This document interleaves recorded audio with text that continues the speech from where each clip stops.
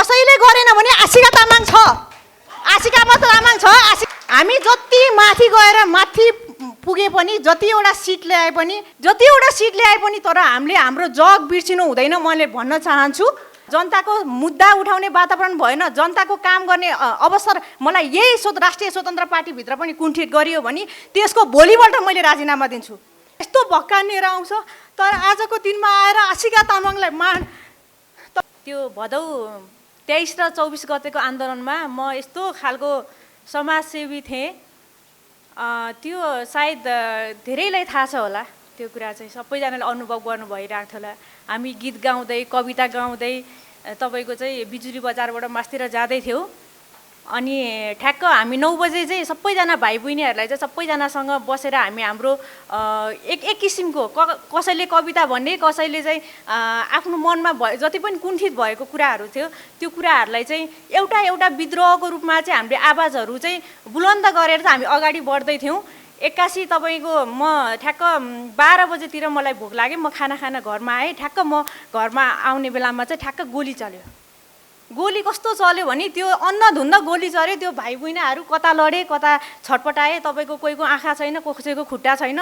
एकैचोटि म सिभिल हस्पिटलमा अब के गर्ने, अब तपाईँको के भन्छ कलङ्कीबाट सिभिल हस्पिटलमा पुग्नलाई मलाई यति धौधौ पर्यो। म कतिवटा गल्लीबाट म त्यो लुकिएर गएँ होला, कतिवटा गल्लीबाट मैले त्यो समातेर म गएँ होला त्यो बाटो। मलाई अहिले पनि म त्यो कुराहरू सम्झिँदा मलाई यस्तो भक्कानिएर आउँछ। तर आजको दिनमा आएर आशिका तामाङलाई तपाईँको मानवको के भन्छ नि एकदमै मैले ठुलै नै पाप गरे जस्तो, मैले ठुलै कलङ्क गरे जस्तरी मानव आयोगले चाहिँ मलाई चाहिँ जुन सूचीमा ब्ल्याक लिस्टमा राखेर यसले ठुलो घोर अपराध गरे हो भनेर अस्ति मेरो नाम सार्वजनिक गरियो। त्यसमा मेरो एकदम घोर आपत्ति छ। किन भन्दाखेरि त्यतिखेर मलाई मनमा के लाग्यो भने एटलिस्ट तिनीहरूको प्राण गए पनि एक बोतल पानी खाएर मात्रै भने जाउन् भनेर म मिनरल वाटरको पानी बोकेर म सिभिल हस्पिटल पुगेको थिएँ।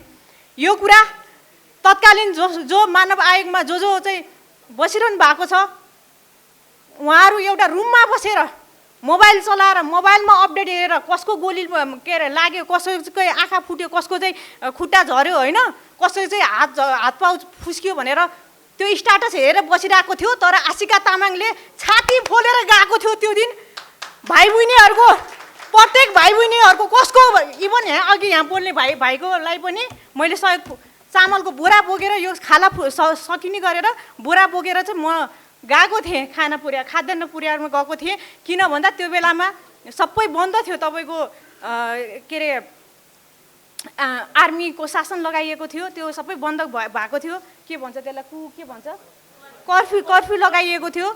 अनि त्यो लगाउँदाखेरि पनि गोली हाने नि हानोस् भनेर म चाहिँ हिँडेको हो। त्यो बेलामा कोही त्यसरी हिँडेको थियो भने आशिका तामाङ मात्रै हिँडेको थियो।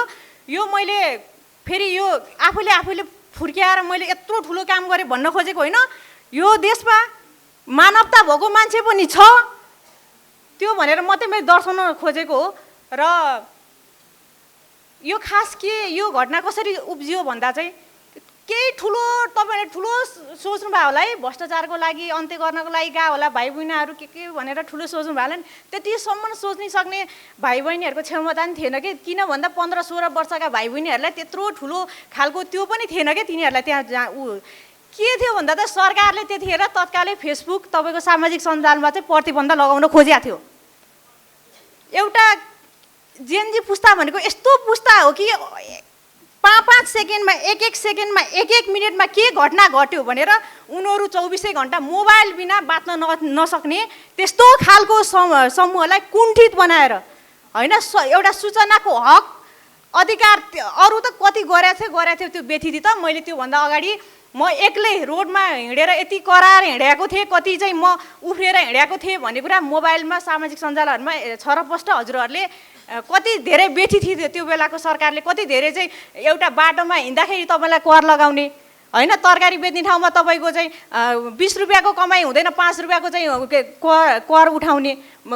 उता मन्दिरमा हिँड्न जाँदाखेरि इभन मन्दिरमा हिँड्दा जाँदाखेरि तपाईँको के अरे कर उठाउने, तपाईँको बाटोमा बसेर चाहिँ पार्किङको शुल्क लिइदिने, तपाईँको बाटोमा हिँडिरहेको आफ्नै सरकारले जनताको आफ्नै करले बनेको बाटोमा तपाईँको के भन्छ अरे हिँड्नको लागि पुल तर्नको लागि तपाईँको शुल्क तिर्नुपर्ने। यस्ता यस्ता व्यथिति त यति थिए म त्यो शब्दमा भन्न सक्दिनँ। मैले अलरेडी त्यसको बारेमा यो विभिन्न माध्यमबाट भनेर त भन्दिनँ। मसँग धेरै पत्रकारजीहरू कोही पनि हुनुहुन्थेन। पहिला म एक्लै थिएँ। मेरो एउटा चस्मा थियो। मैले त्यो चस्माले उता जर्मनीबाट फर्केर आउने एउटा मेरो चस्मा साथी थियो। त्यो चस्माले मैले मैले व्यथितिहरू देखेँ। त्यो व्यथितिहरू चाहिँ मैले राख्दै सञ्जालमा राख्दै गएँ। कति ठाउँमा म अहिले पनि भन्न चाहन्छु, म एकदम काम गर्न आएको मान्छे हो। म कुनै भाषण लाएर कुनै ठुलो मान्छे पल्टेर अथवा चाहिँ कुनै त्यो लेभलले मैले अहिले पनि मलाई सांसद भन्दाखेरि कस्तो मलाई अलिकति पर धकल्दै जस्तो मलाई फिल हुन्छ। किन भन्दा म जनताको सेवक हुँ, त्यति मात्रै भन्न चाहन्छु। तपाईँहरूबाट म कहिले पनि टाढा भएको छैन र हुँदा पनि चाहदिनँ। र मैले कुनै कति पनि यहाँ भनिएको छ भने आशिका तामाङ चाहिँ जेनजी आन्दोलनमा टेकेर चाहिँ ऊ चाहिँ माथि बढ्यो भनेर त्यो सोचिरहनु भएको छ भने त्यो एकदमै गलत हो। त्यो चाहिँ मैले 5 वर्षसम्म काम गर्ने हो र त्यो मलाई 5 वर्ष पनि टिक्छु कि टिक्दिनँ त्यो मलाई थाहा छैन। किन भन्दाखेरि मलाई काम गर्ने वातावरण भएन, जनताको मुद्दा उठाउने वातावरण भएन, जनताको काम गर्ने अवसर मलाई यही राष्ट्रिय स्वतन्त्र पार्टीभित्र पनि कुण्ठित गरियो भने त्यसको भोलिपल्ट मैले राजीनामा दिन्छु। म त्यो 5 वर्ष भनेर त त्यो त धेरै टाढाको कुरा हो। त्यो 5 वर्ष किनकि जेनजीहरूको दिदी आशिका दिदी हो र 61-62 को आन्दोलनमा पनि म तपाईँहरू जस्तै अब यहाँ सबैजना त जेनजी ग्रुपको हुनुहुन्न। त्यतिखेर चाहिँ म 61-62 को आन्दोलनमा जेनजीको ग्रुपमा थिएँ। त्यतिखेर पनि म आन्दोलनमा गएको थिएँ र आन्दोलनमा जाँदा मेरो यतापट्टिको पाखा फुस्किएको थियो प्रहरीज्यूले हानेर। अनि भन्दा थिएँ अहिले तपाईँहरूको चाहिँ जुन भदौ 23-24 गतेको आन्दोलनमा पनि तपाईँहरूको आन्दोलनमा सहभागी हुन पाएँ। अहिले चाहिँ म एज अ दिदीको रूपमा सहभागी हुन पाउँदा म एकदमै गर्वित छु र तपाईँहरूलाई सहयोग पुर्याउन पाउँदा पनि म त्यो कस्तो भन्दाखेरि अब मेरो आज नै मेरो सास फुस्के पनि म चाहिँ स्वर्ग नै पुग्छु जस्तो लाग्छ के। किन भन्दाखेरि एटलिस्ट तपाईँहरूको आवाज त सम्बन्धित ठाउँमा मैले पुर्याउने कोसिस गरेँ भन्दा नि तपाईँहरूलाई सहयोग गरेँ। जो बितेर जानुभयो त जानुभयो, तर कस्तो भन्दाखेरि यहाँ बितेर गएकोलाई मात्रै संवेदना प्रकट गरिन्छ क्या। जो चाहिँ आन्दोलनमा गएको हो नि उनीहरू नि मर्छु नि भनेर गएको हो कि देशको लागि चाहिँ म केही गर्छु होइन भने म ज्यान दिन्छु भनेर गएको उनीहरू पनि जिउँदो शहीदै हो। जो चाहिँ घाइतेहरू हुनुहुन्छ उहाँहरू पनि जिउँदो शहीद हो भनेर म भन्न चाहन्छु। र म के भन्न चाहन्छु नि मरेर जानुभयो त जानुभयो, उहाँहरूलाई मेरो एकदमै के भन्छन् एकदमै संवेदना छ। तर जो जिउँदो हुनुहुन्छ, जो घाइते हुनुहुन्छ, जो आफ्नो आँखा गुमाउनु भएको छ, जसले आफ्नो खुट्टा गुमाउनु भएको छ र यो हरेक किसिमको आफ्नो किसिमको सरकारले गर्छ कि गर्दैन होइन त्यो किसिमको मेन्टल्ली तपाईँहरूले सोचिरहनु भएको छ भने ढुक्क हुनुहोस्। कसैले गरेन भने आशिका तामाङ छ, आशिका तामाङले सदनमा तपाईँहरूको लागि 10 बुँदे तपाईँहरूको जति पनि माग छ त्यो माग चाहिँ मैले हामीले धेरै सम्बोधन गरिसकेका छौँ र हाम्रो जेनजी आमा पनि हुनुहुन्छ शहीद आमाको जिउँदो यहाँ आमा हुनुहुन्छ। उहाँको आँसु त्यत्तिकै जान दिँदैन, उहाँ आफै संसदमा हुनुहुन्छ है। यो कुरा म तपाईँहरूलाई अवगत गर्न चाहन्छु र सायद यो जुन यो अधुरा सपना भन्ने किताब छ यो किताब चाहिँ शहीदहरूको अधुरो सपना हो र यो सपनालाई पुरा गर्नलाई हामी छौँ र यसमा 3 करोड नेपालीहरू हुनुहुन्छ र इन्क्लुडिङ अहिलेको राष्ट्रिय स्वतन्त्र पार्टी पनि छ र तपाईँहरूको मागहरू अब आउने दिनमा हामी चाहिँ कुनै पनि त्यस्तो छ म त के भन्छु भने समस्या छ भने आउनु होला, तपाईँहरू आउनु होला। आशिका दिदीलाई पर्सनल रूपमा अझै पनि तपाईँहरूलाई के भन्छ नि त्यो किसिमको सहयोग चाहिएको छ त्यस्तो भने पनि आउनु होला भनेर म भन्न चाहन्छु। र सम्बन्धित ठाउँहरूमा जस्तो हाम्रो यहाँ पार्सङ लामा उहाँ हुनुहुन्छ, हाम्रो ज्वाइँ साहब हुनुहुन्छ, उहाँले धेरै सहयोग गर्नुभयो बिचरा। उहाँ अमेरिका बसेर पनि है अब उहाँहरूलाई चामल पुग्यो कि पुगेन होइन, पानी पुग्यो कि पुगेन यताउति भनेर मलाई उहाँले खर्च पनि पठाइदिनु भएको थियो। म झुटो कुरा बोल्दिनँ, धेरैजनाले खर्च पठाउनु भएको थियो र ती खर्चहरू आशिका तामाङले कहाँबाट निकाली खर्च कहाँबाट ल्याए होइन। आशिका तामाङको चाहिँ के छ, यो त गिरो हो, बाहिरबाट चाहिँ सञ्चालित छ त्यस्तो भनेर सोच्नुहुन्छ भने तपाईँहरूको एकदम त्यो घटिया सोच हो। किन भन्दा चाहिँ सुरुमा मैले व्यक्तिगत सहयोग गरेँ पनि तर बुझ्दै जाँदाखेरि यहाँ 73 जना घाइते भने पनि तर धेरैजना हुनुहुन्छ घाइते त तपाईँको उहाँ के अरे यता हाम्रो चितवनमा मात्रै 125 जना हुन्छ घाइतेहरू भनेपछि यो देशव्यापी भएको आन्दोलन हो। यसमा धेरै नाम छुटिएका होइन, यस्तो घिस्रेर यस्तो यो खुट्टा सुट्टा भाँचिएका तपाईँको आँखा नभएको धेरैजना पर्नु भएको छ। र त्यसमा चाहिँ हाम्रो बहिनी उपमा कडेलज्यू होइन, उहाँले पनि धेरै सहयोग गर्नुभएको छ बाहिर विदेशमा बसेर पनि। म त के भन्छु भने त्यो बेलाको एकदमै सहयोगी दादा, हृदय खुल्ला हृदयको कोही हो भने विदेशमा बस्ने नेपाली हो। म त्यो भन्न चाहन्छु, किनभने उहाँहरूले कसैले पनि भदौ 23-24 गतेको 24 गते जुन जुन बनेको थियो सिंहदरबार जलेको थियो, त्यो बेलाको त्यो देखेर उहाँहरू यति आत्तिनु भयो कि ओहो एउटा सिंहदरबार जलेर गयो भने त्यो भाइ बहिनीहरूको सपना पनि यसरी जलेर जान्छ कि क्या हो भनेर उहाँहरू यति तर्सित हुनुहुन्थ्यो। र कसैले 2 बोरा चामल भए पनि, कसैले चाहिँ 1 कार्टुन पानी भए पनि, कसैले चाहिँ होइन 50,000 पैसा भए पनि, कसैले आफ्नो कति सक्छ 2,000 पैसा भए पनि मलाई सहयोग पठाउनु भएको हो। र ती सहयोगहरू सबै मैले जसले पठाउनु भएको छ त्यसको 1-1 रुपियाँ मैले चाहिँ सबै विवरण जसले पठाउनु भएको छ मैले व्यक्तिगत रूपमा मैले कसैसँग उठाएको छैन, कसैलाई पनि मैले उठाएको छैन। कसैसँग कसै संस्था दर्ता गरेर विभिन्न नाम जेनजीको नाममा धेरै कुराहरू आएपछि होइन, अनि त्यसपछि गएर त्यो कुरामा चाहिँ के भन्दाखेरि मैले कुनैसँग कसै व्यक्तिसँग कुनै संस्थासँग चाहिँ मैले अपिल गरेर मैले जेनजीको नाममा पैसा उठाएको छैन। जति पनि मैले सहयोग गरेको छु उहाँहरूले स्वस्फूर्त रूपमा मनमा सोचेर हो यसले काम गरेछ है, यसले खाँदैन है। म आफै गोली खाने हिँडेको मान्छे, मैले कसैको पैसा खाएर कसैको चाहिँ कसैलाई उठाएर दिएको पैसा मैले किन खान्थेँ होला? म नि एक दिन त मरेरै जानु छ, मैले किन खानु होइन? अनि त्यही भएर मैले 1-1 रुपियाँको मैले हिसाब मैले त्यही बेलामा मैले चाहिँ त्यसको सबै कुराहरू चाहिँ मैले व्हाट्सएपमा चाहिँ उहाँहरूलाई चाहिँ किनेको जस्तै कुनै कुराहरू किनेको छ कसैलाई दिएको छ भने हामीले भिडियोहरू त्यो चस्माबाट भिडियो खिचेर मैले सबै त्यो उहाँहरूलाई उपलब्ध गराएको छु। र कसैको छुटपुट त्यस्तो छ भने पनि अब पनि आउन सक्नुहुन्छ। मलाई हिसाब किताब चाहियो आशिका तामाङ तिमीबाट अझै छुट्या छ भने त्यस्तो लाग्छ भने मेरो नम्बर जताततै छ, म त्यही सिंहदरबारमा आउने जाने गर्छु, त्यही गेटमा पनि भेट हुन्छ होइन। अब यति भन्दै म के भन्न चाहन्छु भने अब म धेरै यो लामो कुरा गर्न चाहदिनँ। र यो जुन पुस्तक विमोचन कार्यक्रम 2083 को अधुरा सपना छ अब हामीले पुरा गर्नेछौँ, सरकारले पुरा गर्नेछ, राष्ट्रिय स्वतन्त्र पार्टीले गर्नेछ। र त्यसमा अब कार्य भएन उहाँहरूको। अझ म त के भन्छु भने सिंहदरबारको अगाडि चाहिँ यी जति पनि 73 जना चाहिँ जो शहीद हुनुभयो जेनजी भाइ बहिनीहरू तिनीहरूको चाहिँ शालिग बनाइनुपर्छ जस्तो मलाई लाग्छ। र त्यो कार्यको लागि नेपाल सरकारले अगाडि बढ्नुपर्छ भनेर म चाहिँ हाम्रो सम्माननीय प्रधानमन्त्री बालेन्द्र शाहज्यूलाई पनि अनुरोध गर्न चाहन्छु। किन भन्दाखेरि आज यो राष्ट्रिय स्वतन्त्र पार्टी यहाँसम्म आउनु र बालेन्द्र शाहज्यू चाहिँ प्रधानमन्त्री हुनु र म सांसद हुनु, यो सबै हामी कुन धरातलबाट आयौँ, हामी कसको देनबाट चाहिँ हामी यहाँ आयौँ भन्दा चाहिँ यो भदौ 23-24 गतेकै हो देन हो। यो हामीले जड चाहिँ हामी जति माथि गएर माथि पुगे पनि जतिवटा सिट ल्याए पनि आज 183 वटा सिट छ राष्ट्रिय स्वतन्त्र पार्टीको होइन, जतिवटा सिट ल्याए पनि तर हामीले हाम्रो जग बिर्सिनु हुँदैन मैले भन्न चाहन्छु। र यो कार्य चाहिँ सायद हाम्रो जति सभापति हुनुहुन्छ उहाँ आफै एकदम खुल्ला हृदयको हुनुहुन्छ, उहाँले गर्नुहुनेछ र समावेश गर्नुहुनेछ, अधुरा सपनाहरूलाई जेनजीको अधुरा सपनाहरूलाई समावेश गर्नुहुनेछ भनेर मैले अपेक्षा राखेको छु। र यति भन्दै मेरा 2 शब्दहरू यही राख्न चाहन्छु। हस्त धन्यवाद। आन्दोलनको क्रममा घाइते भएर जीवितै घर फर्किए त्यस दिन। भाद्र 23 र 24 गतेको घटनाले हामीलाई केवल आन्दोलन मात्र देखाएन, त्यसले कयौँ युवाहरूको सपना जुन टुटेर गयो त्यही दिन, कति अभिभावकहरू जसले आफ्नो सन्तान गुमाउनु भयो त्यो पीडा देख्यौँ हामीले, र एउटा पुस्ताको आशा र अपेक्षामाथि नै गहिरो चोट लागेको देख्यौँ। आज विमोचन भइरहेको यस अधुरा सपना पुस्तक केवल घटनाहरूको सङ्ग्रह मात्र होइन, यो ती युवाहरूको सपना, सङ्घर्ष, पीडा र बलिदानको दस्तावेज हो। त्यस दिन सम्झिँदा पनि मन सिरिङ्ग भएर आउँछ।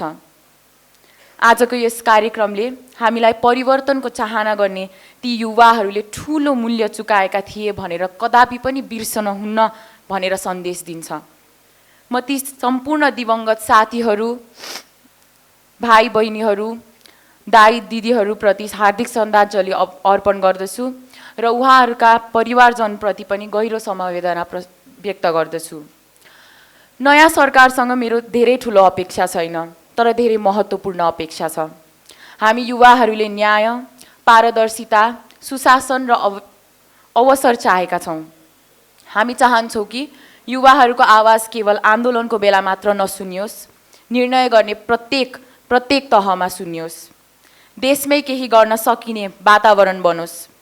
जीवनहरू केवल जुन जीवनहरू त्यो दिन गए, हामीले गुमाएका साथीहरूको जीवनहरूको तथ्याङ्क यो तथ्याङ्कमा मात्र सीमित नहोस्।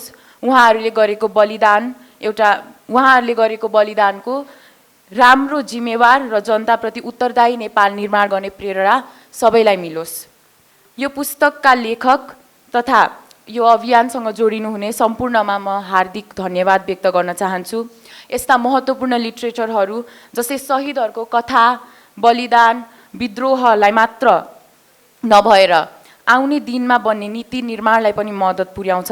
यस्ता लिटरेचरहरू अझै प्रकाशित हुनुपर्छ। अन्त्यमा भने विगत जसरी एक आमाले 9 महिना कोखमा राखेर सन्तान जन्माउँछिन्, अहिले त्यही जन्म दिने बेलाको प्रसरौ पीडा अनुभूति भइरहेको छ र हर्षित पनि छु। त्यसैले आज मेरो छाती गर्वले भरिएको छ, किनकि नेपालको इतिहासमा 45 शहीदहरूको रगतले लेखिएको त्यो अध्याय अब शब्दमा, अक्षरमा र सत्यमा जीवन्त भएको छ।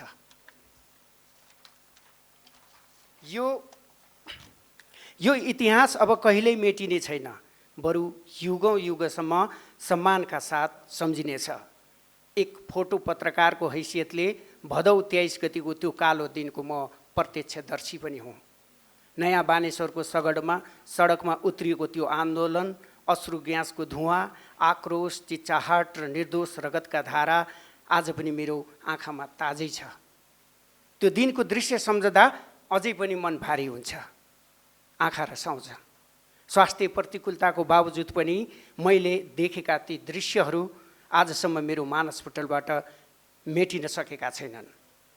आज यो पुस्तक विमोचन हुँदै गर्दा म त्यो कालो दिनलाई फेरि एकपटक महसुस गरिरहेको छु। तर यो पीडाभित्र गर्व पनि छ, सन्तोष पनि छ।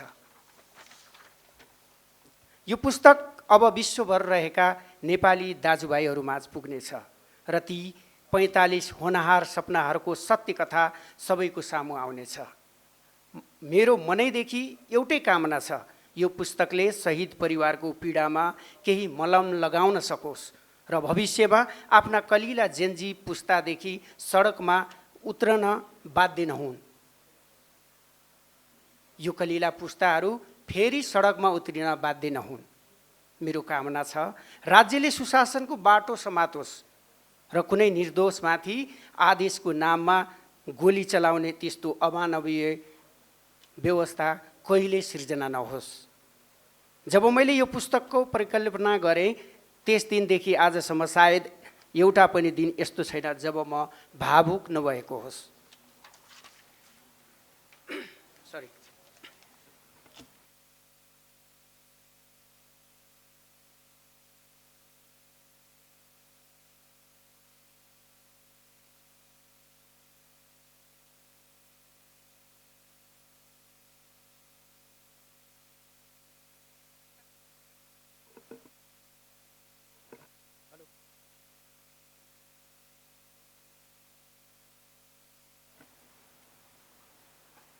Hello, check. यस पुस्तकका लागि किन मेरो हृदय यति धेरै जोडियो मलाई थाहा छैन, तर यो पीडा, त्यो आत्मीयता मेरो जीवनकै एउटा अंश बनेको छ। यस पुस्तकलाई जन्म दिनका लागि मलाई निरन्तर ऊर्जा, उत्साह, हौसला प्रदान गर्नुहुने अझ यस पुस्तकका पिता नै भन्न चाहन्छु म, श्रद्धेय पासाङ लामाज्यूप्रति म सदैव ऋणी छु। त्यस्तै युनाइटेड नेप्लिज एसोसिएसन टेक्सास अमेरिकाका अध्यक्ष भक्तबहादुर भण्डारीज्यू र समितिका परिवार, युएनए नेपाल च्याप्टरका संयोजक दोर्जे शेर्पाज्यू र सधैँ साथ र सहयोग गर्नुहुने बिना नेवारज्यूप्रति एकदम कृतज्ञता अर्पण गर्न चाहन्छु। त्यस्तै यस पुस्तकको गरिमा बढाउन सेतुको भूमिका खेल्ने मेरा अत्यन्त प्रिय मित्र रुद्र खड्काज्यूप्रति पनि कहिल्यै नबिर्सिने आभार प्रकट गर्न चाहन्छु। त्यसै गरी यस पुस्तकलाई आफ्नो धारणा व्यक्त गर्नुहुने वरिष्ठ चलचित्र निर्देशक तथा सङ्गीत प्रवर्तक प्रकाश साइमेज्यू र आख्यानकार विक्रम बाबु जोशीज्यूलाई म हार्दिक धन्यवाद ज्ञापन गर्न चाहन्छु। अन्त्यमा ती सम्पूर्ण अभिभावकहरू जसले आफ्नो सन्तान गुमाउनुभयो, जसको सिउँदोको सिन्दुर मेटियो, यो पुस्तक उहाँहरूकै पीडाको प्रतिबिम्ब हो। यो पुस्तक उहाँहरूकै लागि समर्पित छ। मैले लेखनको क्रममा परिवारका सदस्यहरूसँग निरन्तर सम्पर्क गर्दै उहाँहरूको भावना, पीडा र यथार्थलाई सम्मानजनक रूपमा प्रस्तुत गर्ने प्रयास गरेको छु र यस कार्यमा रुद्र खड्काज्यूले मलाई निकै नै सहयोग गर्नुभएको छ। हामी दुवैको यो एउटा सपनाले मूर्त रूप दिएको छ। उहाँहरूले हामीलाई पनि, विशेष गरी हामी दुवैजनालाई मैले सम्पर्क गरिरहन्थेँ, सबै परिवारको सदस्यहरूलाई। उहाँहरूले पनि आफ्नो निसङ्कोच सत्य कुरा पुस्तकलाई जीवन्त दिनको लागि आफ्नो व्यक्तिगत र पारिवारिक सम्पूर्ण कुराहरू निर्विवाद रूपमा खोलेर बताइदिनु भएको छ। त्यसका लागि पनि म उहाँहरूप्रति हृदयदेखि आभार व्यक्त गर्न चाहन्छु। तथापि यस पुस्तकमा कहीँ कति त्रुटि भेटिएमा हामी त्यसलाई सुधार गर्न सधैँ तत्पर रहनेछौँ र प्रतिबद्धता व्यक्त गर्न चाहन्छु। यिनै शब्दहरूका साथ म आफ्नो मन्तव्य यहीँ अन्त्य गर्न चाहन्छु। नमस्कार, धन्यवाद।